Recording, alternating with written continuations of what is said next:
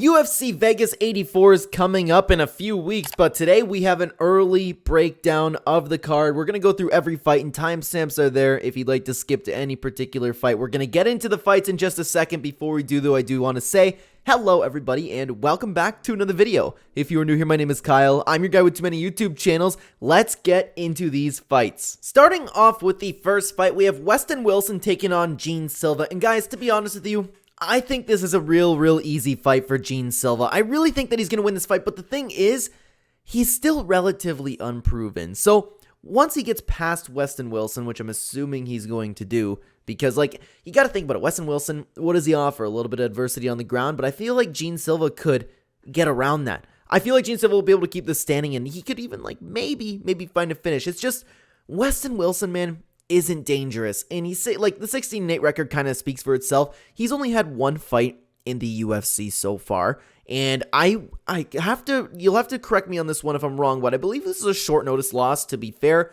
Regardless, Joanderson Brito destroyed Westin Wilson. Gene Silva is coming off of a beautiful win in the Contender Series here, but the problem is, again, Gene Silva isn't tested, so is he ready for the UFC competition? I don't know. He's looked good so far, but I still have questions about Gene Silva. When it comes to this particular matchup, though, I think Gene Silva will be able to keep the fight standing. He will be the superior striker, more aggressive. I think he's going to come in. He could find a finish, but at the very least, he will win the decision.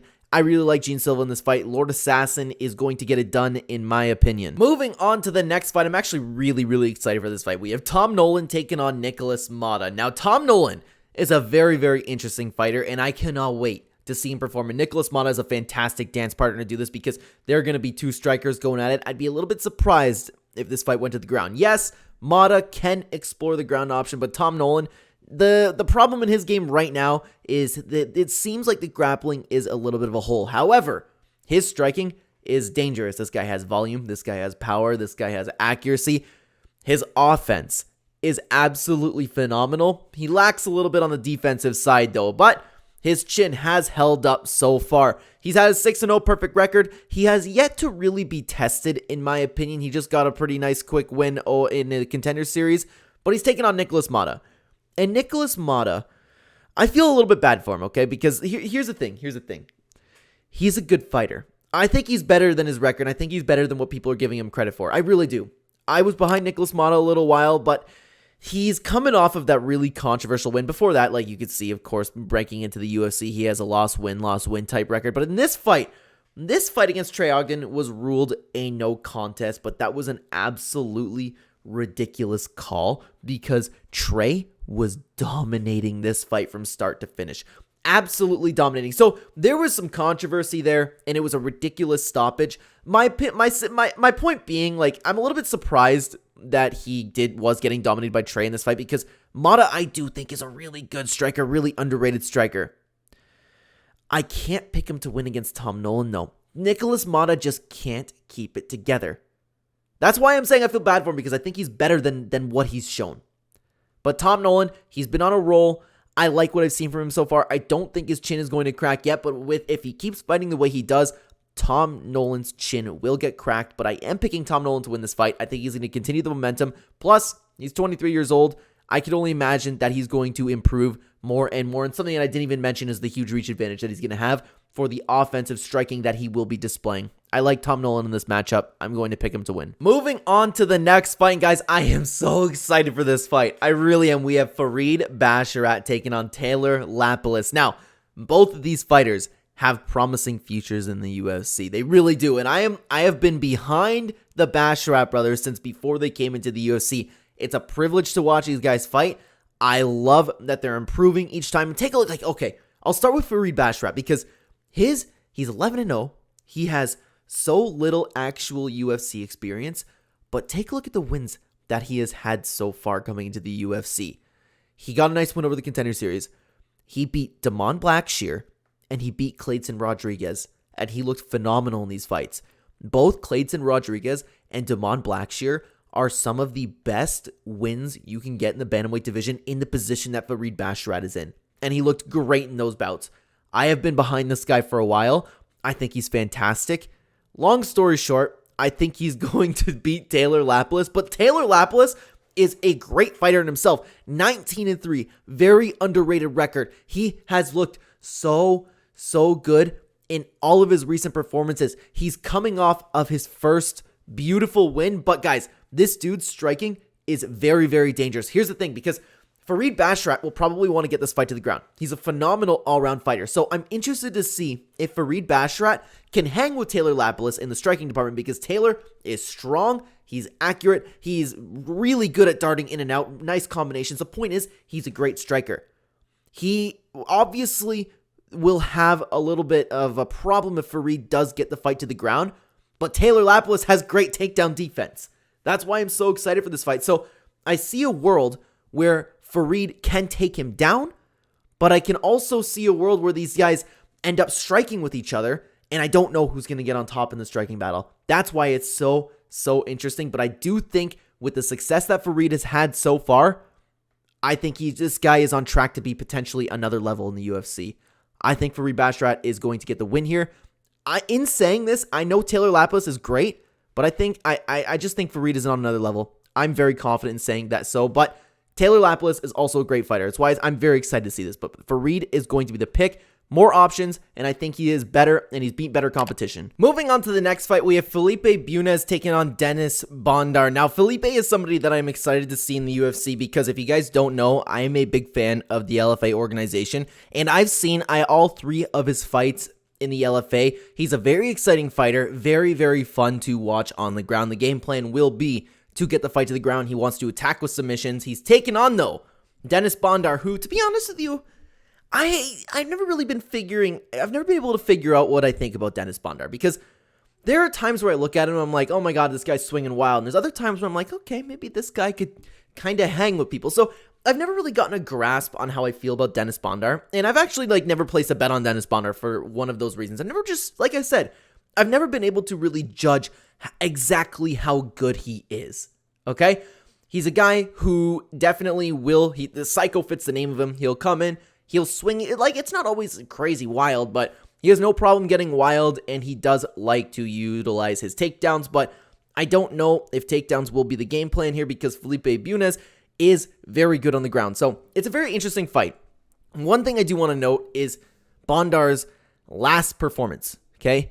This was very upsetting because while Carlos Hernandez was ahead in the fight, I really do think that Carlos Hernandez just had an on night. There was one of those, it was one of those performances where I feel like you could put pretty much anybody in front of Hernandez and he would have won. But Bondar did the Bon theme that been calling it lately, where the problem is, instead of adjusting his game plan between rounds, because, Hernandez was ahead of him, clearly. Instead of adjusting and throwing different strikes, instead of listening to his corner and coming out with a little bit of a difference in his game plan, he decided to mock his opponent, pretend to be hurt, smile, and do these stupid gestures. I hate when fighters do that. It shows me that it's not likely that they're going to take the losses that they have and improve. And Bondar really, really left a sour taste in my mouth because the last time in this performance, he just kept doing it, and I didn't like that. Instead of adjusting, he was like, oh, I'm not hurt. Whoa, and what if Bunes ends up hurting him? Is he a step ahead of him? Is he going to do the same thing? Or is he going to train and come back a better fighter? That's what I don't like about him. And honestly, while it's a little bit of a closer fight, technical-wise, I'm going to go with Bunes just because Dennis Bondar really did leave a sour taste in my mouth in his last performance, and that's 2 losses in a row. I think Bunes is going to get a one-up on him. This dude is looking really good. He's looking better. I think he's going to pass his first test into the UFC. I'm picking Bunes to win this fight. Moving on to the next fight, I was very excited to talk about this fight because we have the return of Bassil Hafez, and he's taken on Preston Parsons. Bassil Hafez just proved the world that he belongs in the UFC and potentially at the top of the UFC. Potentially, I should say, because he's coming off that short notice split decision loss to Jack Della Maddalena, who some people do believe Hafez did win the fight. I thought Jack Della Maddalena did enough to pull it through, but regardless, it was a really, really close fight. Anyways, Hafez showed in one performance that he does potentially belong at the top of the division. He does have some power behind his hands, but of course, the game plan will be to get you to the ground, submit you, get top control or ground and pound you. He's taking on Preston Parsons, and this is why it's an interesting matchup, because Preston Parsons is one of those guys who only wants to take the fight to the ground. If he can't, he kind of sits back and doesn't really, I don't really know how to describe it, because it's like, oh, I can't take him down and now I'm not going to do anything. What do I do now? I can't take him down. That's kind of like what Preston Parsons does. But if he does get the fight to the ground, he does have some serious skill there. Preston Parsons also has a small history of gassing out. So long story short, I'm not too high on Preston Parsons, but the ground skills are there. The ground skills are very real. There's danger to be had if you do take down Preston Parsons, which Bassil Hafez will probably try to do. It's a little bit of a closer fight, though, that I'm making out to seem, because Bassil Hafez, he still is very, very untested. You can't forget, this dude's 8-4, and as great and as surprising as his last performance was, I'm still not on the Hafez train. It just showed me that, okay, this dude definitely has all the potential in the world. I need to see more. I need to see more against high-level competition. On top of that, Jack Della Maddalena is a boxer who wasn't preparing for a guy with the ground skills that Hafez had. So, point is, I'm still not convinced of him. And I could very well see Preston Parsons winning this fight. Maybe Bassil just had one of those good lost performances. You know what I mean? So I'm going to pick Hafez in this fight just because Preston Parsons, I don't like that if he's not able to take Bassil Hafez down, he might quit on himself. He might gas out. We know Hafez can come in there, put the pressure on. He has all the heart in the world. He has ground skills with power to back it up. I will pick Bassil Hafez to win this fight, but I'm certainly not going to bet on this fight, that's for sure. Moving on to the next fight, we have Marcus McGhee taking on Gaston Bunes. This is actually going to be a really, really fun fight too, but it has the potential to end very early because Marcus McGhee is a grappler who has very, very nice hands behind it, and Gaston Bunes is a fantastic, fantastic Muay Thai fighter, but the problem is, I don't think Marcus McGhee is going to strike with him. He has all the capability in the world to strike with Gaston, but Marcus McGhee, ever since, he's had one loss in his last 5, and this 4-fight win streak that he's on have looked absolutely phenomenal. This dude is a grappler with serious skills on the ground, and he has the power in the hands to back it up. He's fast. He looks great and looks better every single time that we see him. I'll never forget when I saw him in the LFA for the first time. I was like, oh my God, who is this dude? I paid attention to him. I went back and watched a couple of his fights. Man, this dude, I really do think he has the potential to be the real deal. He really does. But the problem is he's in the bantamweight division, getting older, almost 34 years old. Right now, the age hasn't been hitting him. I know he's a little bit out of his prime now. I'm just excited to watch Marcus McGhee perform. He's taking on Gaston Bunes, though, who is a fantastic Muay Thai fighter. We know that the striking capabilities that he has. He does a fantastic job when it stays on the feet, but the problem is Marcus McGhee can dart in, get a very, very quick, powerful takedown, and he has all the skills in the world to submit you. But yeah, it's tough because Gaston Bunes, while he is on a 2-fight win streak, and he's looked good in those fights, okay? He really has.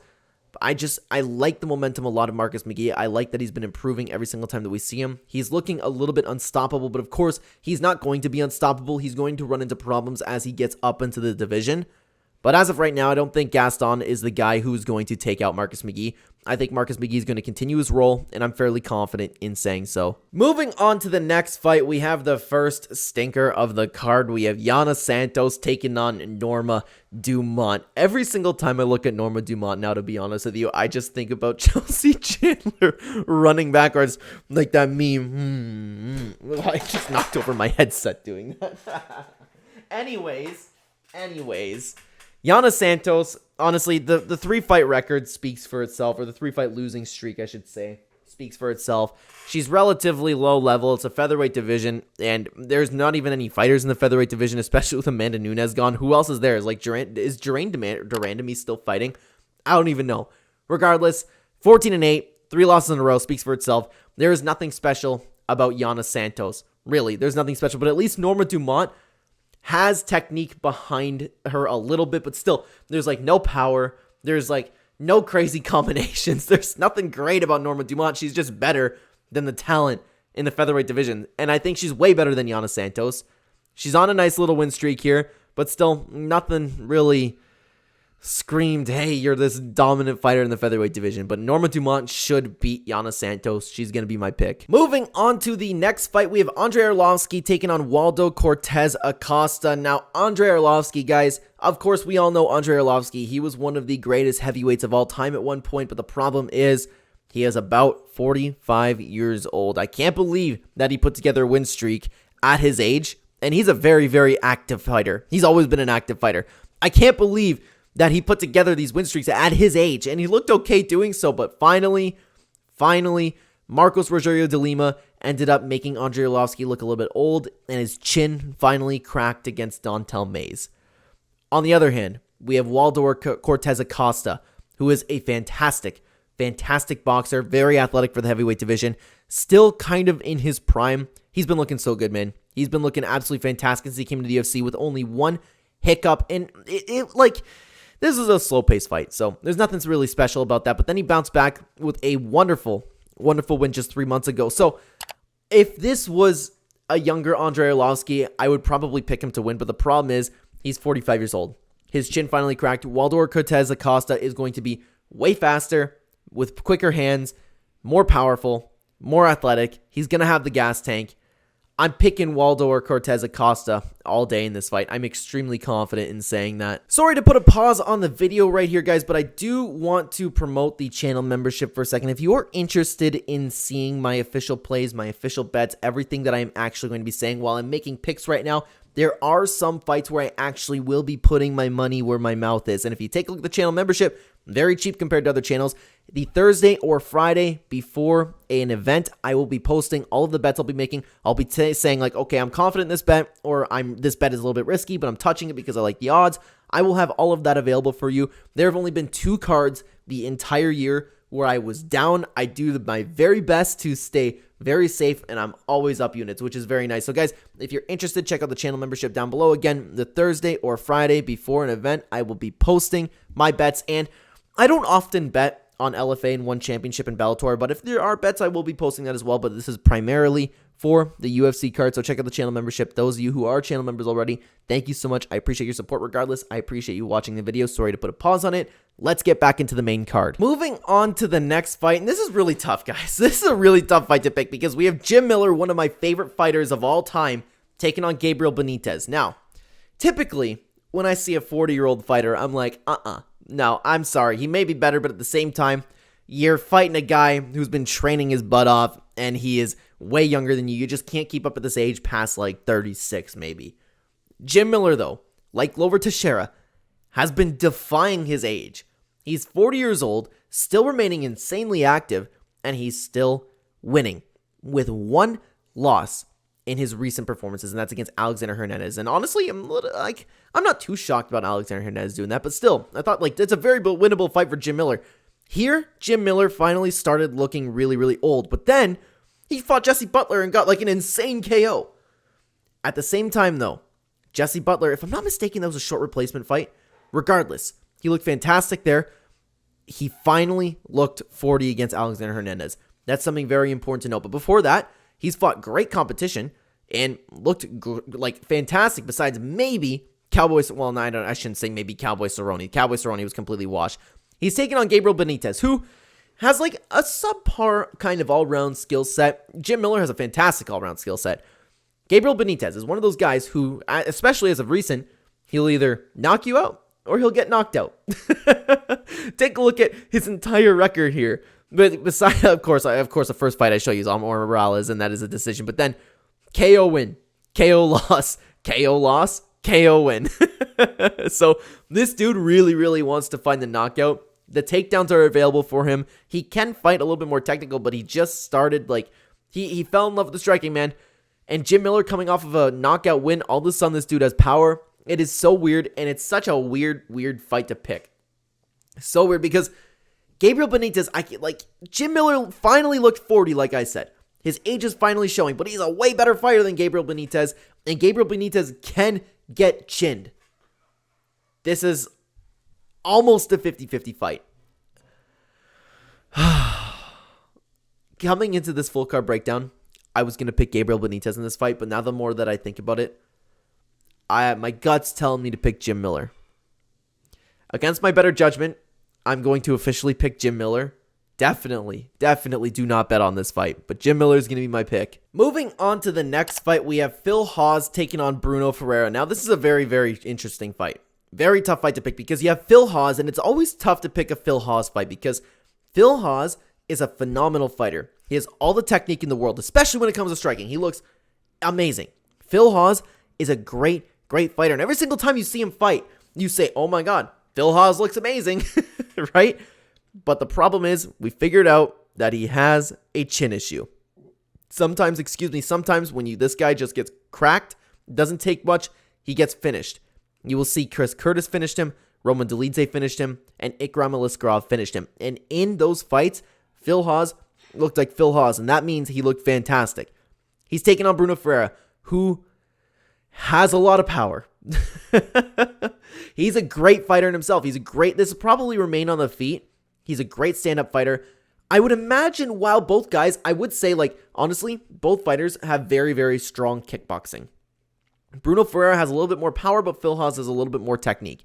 I would say a little bit more than a little bit more. It's just saying Phil Hawes can outstrike pretty much most of the division.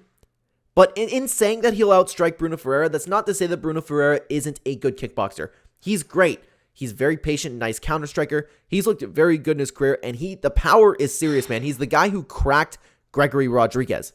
Looked so good in that fight. Honestly, it shocked me. I thought Gregory Rodriguez was going to win this fight, but then, surprisingly, he got a loss after that just 5 months ago. But I can't pick Phil Hawes and his chin, dude. He's going to be the better fighter. He's probably going to start off the fight looking like Phil Hawes usually does. But I can't trust the chin, especially with somebody who is as good at countering and as powerful as Bruno Ferreira is. I'm going to pick Bruno Ferreira to win this fight. It makes me feel bad for Phil Hawes because the dude's so talented. Moving on to the next fight, we have Ketlen Vieira taking on Macy Chiasson. Now, Ketlen Vieira is a fighter that a lot of people are picking, okay? And it's really tough. I think this is a little bit of a 50-50 fight, but I don't think Ketlen Vieira is nearly as good as people are saying, especially after her last performance. All she did was lay on top of Panny the entire fight and do nothing. This girl's big. This girl's strong. She takes opponents. She can clinch with them. She can get them to the ground, and she will hold them with a little bit of ground and pound. I'm just not impressed from what I've seen from Ketlen Vieira, but the problem is the bantamweight division is so weak that Ketlen Vieira ends up looking good in some of these fights. But at the same time, she's not invincible, right? Take a look at these two. Her wins haven't even aged well. She lost to Yana Santos. Make of that what you will. Misha Tate, she got a win over. That's nothing. She beat Holly Holm in a split decision that could have went either way. She lost to Raquel Pennington in a split decision, and then did nothing against Panny, and that was the only fighter here where that's maybe just a little bit of a step up in competition. I think it's crazy. I think people are overrating her like crazy, but she's taking on Macy Chiasson, who, she's getting better every single time we see her. She's tall for the division and uses her reach pretty well, and she has been opening recently. She's been really exploring the ground options lately. So it is evident that she's improving, but the problem is if you have a fighter like Ketlen Vieira who can get up in your face, grab you, and hold you, that's the way that Macy Chiasson has had problems with so far. But other than that, she's 8-3.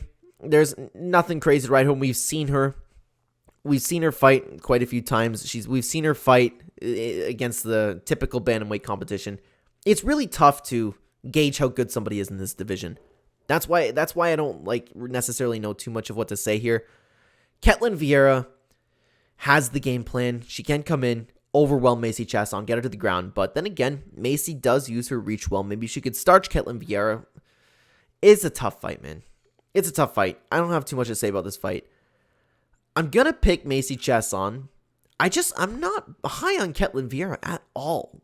I don't know why so many people are so confident in her. Moving on to the next fight, we have Ricky Simón taking on Mario Batista. This is an interesting fight because while I'm quick to say that Ricky Simón would win this fight, Mario Batista, most times that we've seen him, besides maybe his last fight, he's been getting better and better. He's explored a ground game now. He is typically one of those fighters who will stand there, look to knock you out, have a little bit of a technical brawl with you.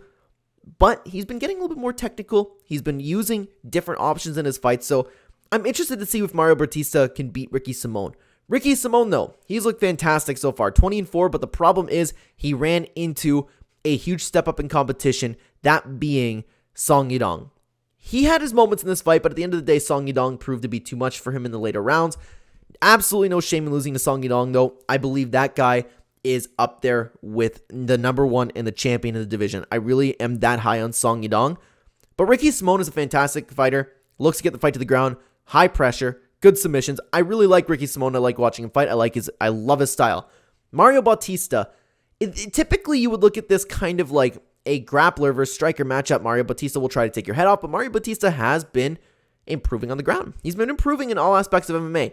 He has had a 13-2 record, and he's been on a very, very nice win streak. The problem with this, though, is one, Ricky Simon has taken on better competition, and two, Mario Bautista, the biggest step up in competition that he's fought, who in Damon Blackshear, in my opinion, I believe Damon Blackshear is honestly, I call me crazy, Damon Blackshear belongs to the top of the division. I will die on that hill. I think this dude can become champion. This was an absolute robbery. He lost this fight 100% in my opinion. I couldn't believe that they ended up giving him the win after this, and that was against Damon Blackshear, who fought back-to-back weeks, okay? I believe both. I'm looking at both of these fighters like they've lost their last fight. So Mario Bautista, the first time he ran into top-level competition, and this is where you guys might disagree with me because whether or not Damon Blackshear is top-level competition, he looked okay, but it was an absolute robbery. I still think Ricky Simon will win this fight. I think the grappling will be too much for him. I think the pressure will be too much for him. I like that Ricky Simon has shown better against better competition, but that's not to say Mario Bautista can't win. I just think Ricky Simon is a little bit better. Better enough to comfortably say that I'm picking him to get the win. Moving on to the co-main event, we have Matheus Nicolau taking on Manel Kape for the second time. This is a rematch. The first time Matheus Nicolau in a very close fight ended up getting the win. I want to say it was a split decision. Let me check. Is it somewhere here? Yes, split decision. I did remember that correctly. Matheus Nicolau, it was a very close fight. I thought Nicolau did enough to win the fight, but of course there was a little bit of controversy, but that regardless, so many years later, well, almost 3 years later, we are finally getting the rematch in this bout, and I'm very, very excited to see it, to be honest with you. Matheus Nicolau, I was so high on this guy in the flyweight division. He was very patient, very calculated, very well-rounded. He was a beautiful counter-striker. I thought Nicolau was really, really on track to get to the title. I loved him in all of these wins. I picked him in most of his fights. Then Brandon Royval shocked me. I think it was me underestimating Brandon Royval, to be honest with you, because Brandon Royval always is live for like one of those crazy knockouts, but at the same time, he just had a great performance against Pantoja. So, I don't know, maybe I underestimated Brandon Royval. I always kind of looked at him like, okay, this dude's a striker, he can always finish you, and finish him, he did. But anyways, he's taken on Manel Kape, who is a great fighter himself. He is 19-6, but he's put together a really, really nice win streak since the last loss. Ever since the last loss, which again was a little bit controversial, he's put together great wins against great opponents too. He's looked fantastic, to be honest with you. I would imagine this fight will remain on the feet. The problem is Matheus Nicolau, his chin got cracked, okay? You've always got to worry about that, and especially against Manel Kape, who's been on a roll and been putting on some, I wouldn't say striking clinics, but he's been looking really, really crisp, really good on the feet. It's a tough fight to pick. Very, very tough fight to pick. Matheus Nicolau this could be work out the same way as the first fight with Nicolau winning a close decision, but Manel Kape, here's the thing. I think Manel Kape has improved drastically in the 4 wins that he's had, while Matheus Nicolau, and I'm not saying he's not good. I'm not saying that at all. He stayed the same fighter, in my opinion. He showed very little improvements, but there's not, like, it's tough because Nicolau's already a great fighter, and that's why this fight is so interesting. I've been bouncing around who I want to pick for this one. Honestly, guys, I think this is almost like a 50-50 fight. If you had a gun to my head, I would pick Nicolau, but, oh boy, Kape could certainly win this fight. Very, very fun fight. Very interesting. Great co-main event, but I will pick Nicolau, although I do think it is a little bit of a 50-50 fight. Moving on to the main event, we have Magomed Ankalaev taking on Johnny Walker for the second time. It's funny looking at Magomed Ankalaev's record, to be honest with you, because you have 18 wins, and then you have the 2 draws, or the 2 no contests, excuse me. Like, you know what I mean? The 2 not wins, not losses. But, of course, Johnny Walker, the fight was just called because of an accidental illegal knee. And the fight, it was a weird stoppage because it looked like they were ready to go. It looked like the knee wasn't that bad, right? But anyways, it doesn't matter. It doesn't matter, okay? They're taking on each other, and we didn't get to see much in the first fight. Magomed Ankalaev is the number one contender, or I believe he's the number one contender in the UFC rankings as well. I would consider him the number one contender of the division, to be honest with you, unless you want to give that to Jamal Hill, maybe number two. What I'm saying doesn't matter, so apologies.